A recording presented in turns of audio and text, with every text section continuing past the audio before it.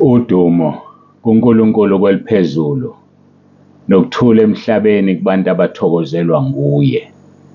Kubabonsibande okubingelelayo ndlalifa izulu. Ngithi uJesu Kristu uyinkosi. Siyambonga uNkulunkulu wethu kakhulu, siyamdumisa ukuthi asiphe usuku olufana nalolu emva kwephasika, i-Easter Monday, uma ngaphazami kusho njalo. Siyambonga kakhulu siyamdumisa uNkulunkulu. Phendulile umkhuleko wethu, saba nenkonzo ezinhle kakhulu. Ngiyakholwa nani nonke lapho beniye khona nibe nenkonzo ezinhle kakhulu. Siyamdumisa uNkulunkulu ngendlela emangalisayo. Uphendulile umkhuleko wethu. Maduze nje ngizomemezela abathandayo ukuthi sibe semkhosini wokumbonga uNkulunkulu. Simbonge uNkulunkulu wethu, simdumise ngoba imisebenzi yakhe iyababazeka. Bekanye nathi kakhulu. Sibonge bonke abafikile. Ivele yagcwala indlu, Nkosi yami, ngithi ngi-ede u-200 wonke. Hawu bakithi, kusho ukuthi abantu bebela ku-700. Ngaphelisa ilayisha 700 lendlu. Siyambonga noNkulunkulu. Ngixolise. Yeka ukusebenza okungaka esikwenzile, silungisa amashawa awu-15, ama-toilet awu-9 abesifazane no-5 wabesilisa. Something went wrong nge-plumbing, angazi kwenzekeni, avele ablokha. Mayeseblokhile-ke kwacaca ukuthi ufuna soharisha-ke amanye ama-toilet. Siyambonga uNkulunkulu, soharishile. Ngiyacela nisixolele kakhulu. Inhloso yami bekuwukuthi kungabikho abazobamba ulayini uma sinama-break phakathi nendawo. Yikho kade sandise kangaka ama-toilet. Phezu kwalawo abevele khona, onke amasha ablokha. Sisazoyisebenza-ke indaba yawo. Ngiyakholwa ukuthi kuzothi kushaya izinkonzo zikaJulayi kube sekubonakala ukuthi kwenzakalani. Makushaya nje inkonzo zikaJulayi, hawu, amafoni ami lawa asebenza njengedayari aqhelile laphaya. Angikwazi ukunitshela ama-date kaJulayi. Kodwa-ke nizowathola ama-date kaJulayi. Angazi-ke ukuthi ngizoyinweba ngisho nisephi-ke lendlu. Babonile ababekhona, indawo iphelile. Ayazi indawo iphelile. Angisazi ngizoyenze njani-ke manje, ngoba kufuneka imali ebhekile ukuthi sakhe i-carport enye kulolu olunye uhlangothi. I-carport nje, i-roof yale carport yalapha emashaweni ibe u-65,000. So-ke laphaya kukhulu ngempela, angazi izobiza malini. Kodwa kona kusho sekufuneka sifake i-carport ukuze abanye bahlale kuyona ngaphandle. Kufuneka ku-organize ama-TV ney'tendi la nizobuka khona. Kuthiwa-ke akusashiwo i-TV mase kuthiwa ama-monitor. So-ke angazi. uNkulunkulu-ke engimkhonzayo akakaze angenzele phansi. Hhayi, akakaze angenzele phansi. So sengithembe yena-ke. Sibonga kakhulu ukuthi nisibekezelele. Siyabonga nisibekezelelile bangcwele, siyabonga. Nabantu abebeqala ukufika bayabonga, bayancoma ngendlela emangalisayo. Bancoma ukuthula nokuzwana, bancoma inhlonipho nokuthobeka. Nibambe lapho-ke bazalwane baseNtabeni, bazalwane basekhaya lezwi. Nibambe lapho nje sibe isibonelo kwabanye abantu. Ngiyabonga kakhulu. Iy'celo eseyiqhamukile emva kokuba befikile abantu beze ephasikeni, sebethi bafuna ukuba ngabaseNtabeni. Badlule ekhaya lezwi babe ngabaseNtabeni. Siyabamukela-ke thina kakhulu, asinakho okunye. Umuntu uma eseshilo siyamamukela, simnika umkhuleko ukumamukela entabeni yendlu kaJehova kuyabonelelwa church. Siyibandla, siyona ministry. Cha, asiyona ministry, siyibandla. Entabeni yendlu kaJehova kuyabonelelwa church. Kodwa-ke ikhaya lezwi igroup-ke leyo ka-WhatsApp okukhona lonke uhlobo labazalwane bamabandla ahlukeneyo. Siyambonga nje ngendlela emangalisayo uNkulunkulu. uNkulunkulu anibusise. Sengikwazile ku-uploada onke ama-video enu asekhona ku-YouTube. Wena ubufakaza, wena ubushumayela, obuphawula okuthize, noma ikuphi okwenzile, ngiyacela ukuthi usubscribe uma usayozicinga laphaya ku-YouTube. Usubscribe, uma uthumelela abangani bakho bacele nabo basubscribe. Uma ushare inkonzo noma ushare ubufakazi bakho bakubone ukuthi ususefonini wena manje. Kungenwa kanjena-ke, uthi Apostle Dr. SD Nzibande bese ubhala igama lakho, yalazi igama lakho. Ufike walisho usuku umile lapha, abanye abasho ngamagama bathe ngumasibanibani wakwabani, funa lowo masibanibani wakwabanike. Lento isho ufika laphaya ngikufake ngayo ku-YouTube. So uqala ngokubhala mina Apostle Dr. SD Nzibande bese ubhala igama lakho, uzovela ungene kuwe ngqo, hayi komunye umuntu, kuwe ngqo. Nawe noma ubushumayela qala ngegama lami usuyangena ngoba phela ufakwe imina. Bese uyasubscribe uma ungasubscribile, nobathumelelayo ubacele ngoba ngisho ungamsherela umthumelela ngo-WhatsApp. Ngesikhathi engena kuyo kufuneka abe namadatha, abese automatically mayingena kuleyo oyithumelile uya ku-YouTube. Mayifika ku-YouTube asubscribe. Ngiyabonga kakhulu nisibusise empilweni zethu. UJesu Kristu uyinkosi. Hayi sibongile nayizolo, siyadlulisa ukubonga kakhulu kwabafikile. Ngiyacela-ke ukuthi ngiguqe sikhuleke singene enkonzweni yosuku lanamhlanje, siqhubeke nenkonzo yethu yobunye, ubunye kuKristu. Masiguqe.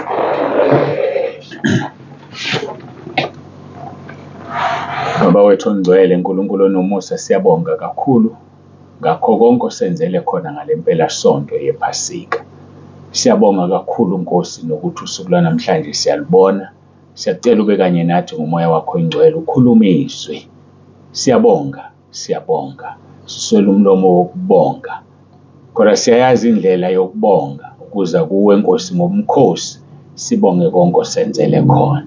Silinde wena-ke Nkosi usiphe usuku bese ngilimemezela bese siyawuqala umkhosi. Siyalicela Nkosi lolu suku kuwe egameni likaJesu, sizozwa ngawe Nkosi usuku iy'nsuku zingaki, sikubonge sihlale kuwe, uJesu Kristu uyinkosi. Amen.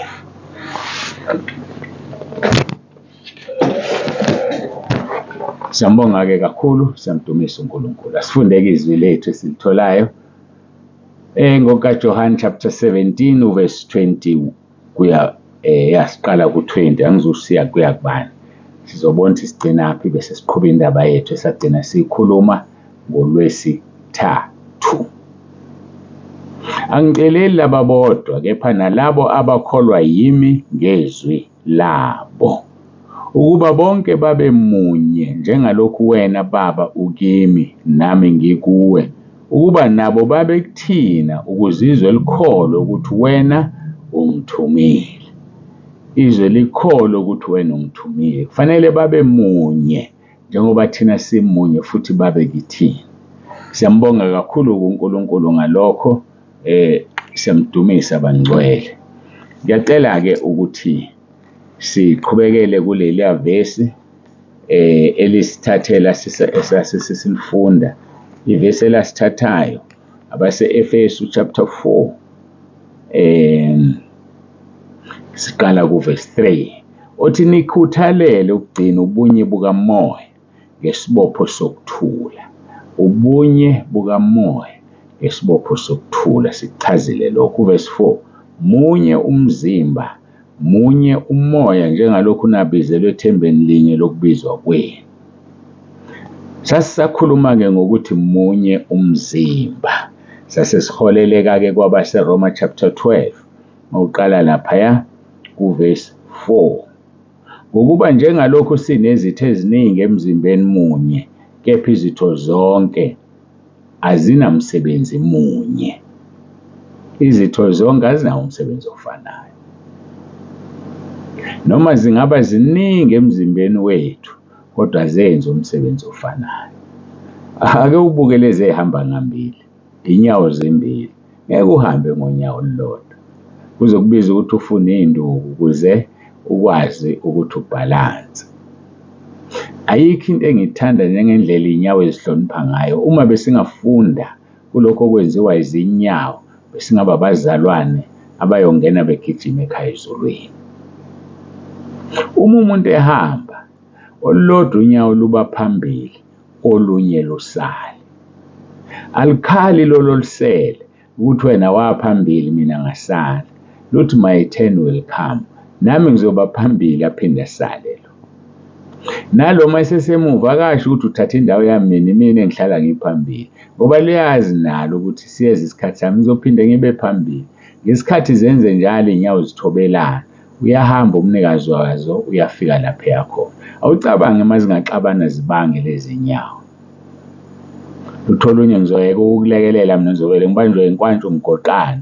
Sibonde uzomhambisa yini wena ubaba la efuna ukuya khona noma umama la efuna ukuya khona. Cha. Lithi my turn will come ukuthi ngibe phambili. Futhi mase ngiphambili ngilindele ukuthi ngibuye ngibe semuva. Mase ngisemuva ngilindele futhi ukuthi ngibuye ngibe phambili. Yazi mase ngenze njalo singabazalwane, siye kokubanga, siye kumona, sifunde ezinyaweni. Ngesikhathi zenza lokho inhloso yomnikazi weinyawo iyafezeka. Yini na ukuthi afike lapha eyakhona. Kodwa uma lezi nyawo zingaxabana zibange, iyaphela inhloso yomnikazi wazo. Ngakho-ke nathi masibange emabandleni, uyalimala uJesu esezulwini ngoba ubunye abufunayo buyaphazamiseka.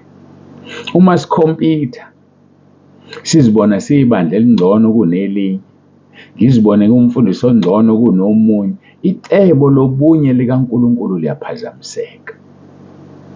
Sidinga ukuthobelana, sidinga ukuthula, sizwile ukuthi isithelo sokulunga senziwa ngokuthula kulabo abakwenzayo ukuthula. Ngiyakhumbula sifunda lelozi, isithelo sokulunga, incwadi kaJakobe le. Ake sibheke uJakobe chapter 3 verse 18. Isithelo, kepha isithelo sokulunga sihlwanyelwa ngokuthula kulabo abakwenzayo ukuthula. So siyathula siba quiet. Uyamyeka umuntu akhuluma into ayithandayo kuwe. Awulokhu uqophisana naye. Uma uyingane uqophisana nomuntu omdala.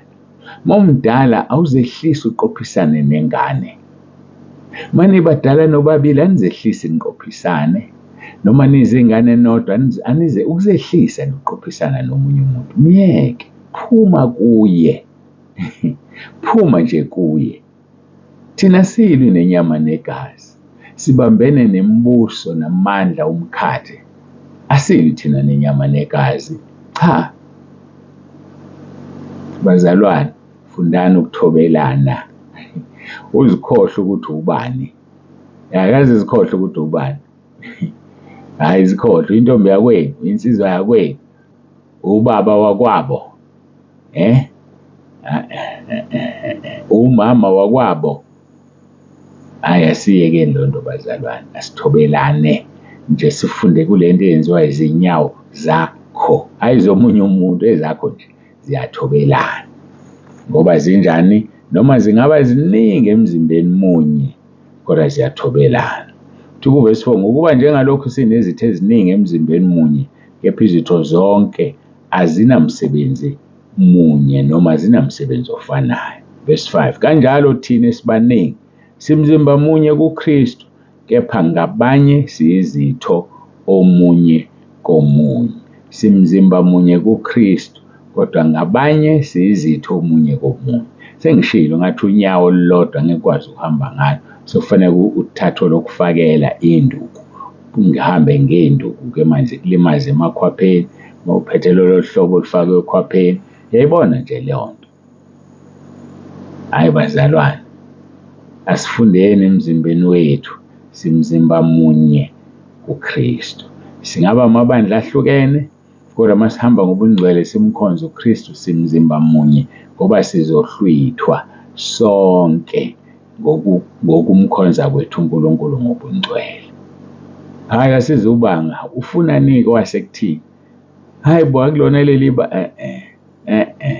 bazalwane asithandaneni, befundisi asithandaneni. Hayi asithandaneni bafundisi umona phansi. Ibandla likaSibani likhulu kunelami. Akekho umuntu onebandla. Ibandla lenkosi uJesu yalithenga ngegazi la. Yazi akukhona oyedwa nomuntu. Akekho umuntu odala umuntu la. Ngokunjalo akekho futhi onezulu. Ngokunjalo akekho futhi onesihogo. Sonke simdiba imunye siyohlulelwa siyoma phambi kwesihlalo sokwahlulelwa senkosi uJesu. Ngakho asihloniphaneni, sibe munye, sizwane. Uma omunye nensolo nomunye amthethelele, nibekezelelane. Bese kugcineni sembathe isibopho sothando. Uthando. Uthanda umakhelwane wakho njengoba uzithanda wena. Uthanda uNkulunkulu ngenhliziyo yakho yonke, ngomphefumulo wakho wonke, ngengqondo yakho yonke, nangamandla akho onke. Uthando lufanele lihambe phambili. Sibuyele kwabaseRoma 12. Ukuba njengalokhu sinezitho eziningi emzimbeni munye, kepha izitho zonke azinamsebenzi munye. Verse 5. Kanjalo thina sibaningi simzimba munye kuKristu, kepha ngabanye siyizitho munye komunye. Verse 6. Sinezipho zomusa ezahlukileyo ngokomusa esiwuphiwe.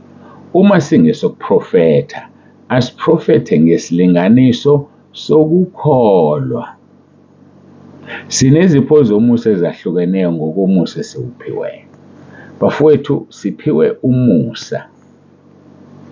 Isipho somusa sikaNkulunkulu singukuphila okuphakathi. Masibuyela kwabase-Efesu chapter 4 uverse 7. Kepha lo nalo kwithini uphiwe umusa ngokwesilinganiso sesipho sikaKristu. Umusa esewuphiwe awufani. Uhambisana nesilinganiso sesipho osinikeziwe. Kukhona izipho ezidinga umusa omningi. Kukhona izipho ezingadingi umusa omningi. Ngase ngihamba ngedwa-ke manje. Ngihamba ngedwa. Angikholwa ukuthi khona ongizwayo manje. Ake-ke liphinde leli verse uverse 7 Efesu chapter 4. Kepha lo naloyo kuthini uphiwe umusa ngokwesilinganiso sesipho sikaKristu. Kukhona isipho osiphiwayo esidinga umusa omningi. Khona isipho osiphiwayo esingadingi umusa omningi. Siphiwe umusa ngokwesilinganiso sesipho sikaKristu. Ake ngiyithazeke lento ngoba ngiyanibona nisele. Ophiwe isipho sokukhulekela abantu basinde nesipho sokukhulekela abantu aphuma amadimoni unikwe umusa omningi kunalo ophiwe ukushumayela kuphela. Kanjani na? Uma ushumayela uphiwe umusa, uphiwe izwi lokushumayela. Uma usukhipha amadimoni wenzelwa umusa omningi ngoba usengozini yokungenwa yila madimoni liphume kuloya lize kuwe noma likushaye. Ngakho-ke kufanele sibe kanjalo. Kufanele simkhonze uNkulunkulu ngendlela emthokozisayo. Siphiwe umusa ngokwesilinganiso sesipho. Okhipha amadimoni akhipha izifo usengozini ukuthi kwasifo leso siphume singene kuye ngoba umoya wamadimoni. Oshumayelayo uphiwe umusa ukumbiyela ngesikhathi eshumayela ukuthi amadimoni angamshayi, athathe imessage. So yikho kuthiwa siphiwe umusa ngokwesilinganiso sesipho. Ophiwe ukucula uphiwe umusa ohambisana nokucula ngoba azikho izimpi eziningi lapho.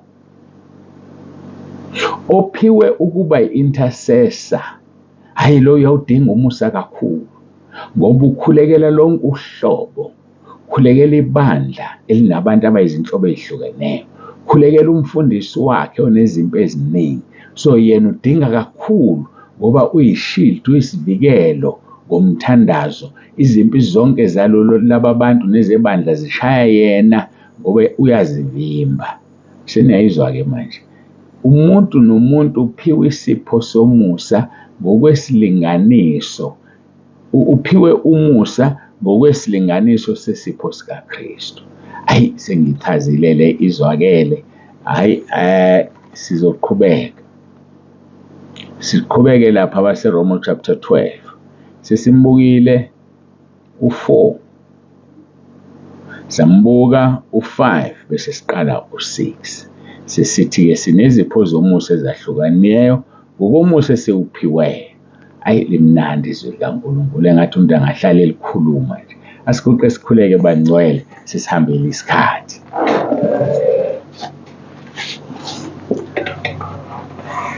Baba, egameni likaJesu ophilayo, uNkulunkulu wethu nomusa, siyathobeka siza kuwe nangalesi sikhathi. Siyabonga uthando sithanda ngalo, siyabonga umoya ongcwele, siyabonga ukuthi ulicacise izwi. Awu kodwa Nkosi, singayaphi masisuka kuwe ngoba amazwi okuphila onke akuwe. Siza abantwana bakho, yabakhulekela kade besemaphasikeni, baqiniswe, babiyele, bangalahlekelwa abakuzuzile nabakutholile.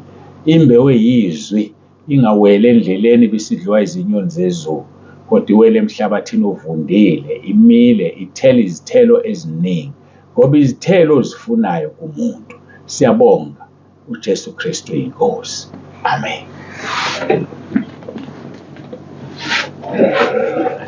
Siyambonga kakhulu uNkulunkulu bangcwele, siyamdumisa. Ngifuna ukunitshela into ebuhlungu. Iphi lento lamafigures ami? Ngifuna ukunitshela into ebuhlungu. Bazalwane, abantu abaphume ngephasika ave bebaningi, bangaphezu ka-30 abantu abaphume ngephasika ekhaya lethu. Ngazi uma bakhishwa izinkonzo eziningi, ubufakazi obuningi, angazi mina ngempela, kodwa iqiniso lodwa lithi 1 John chapter 2 verse 18 kuya ku-19, baphuma kithi ngoba bebengesibona bakithi. Uma bebengabakithi bebeyohlala.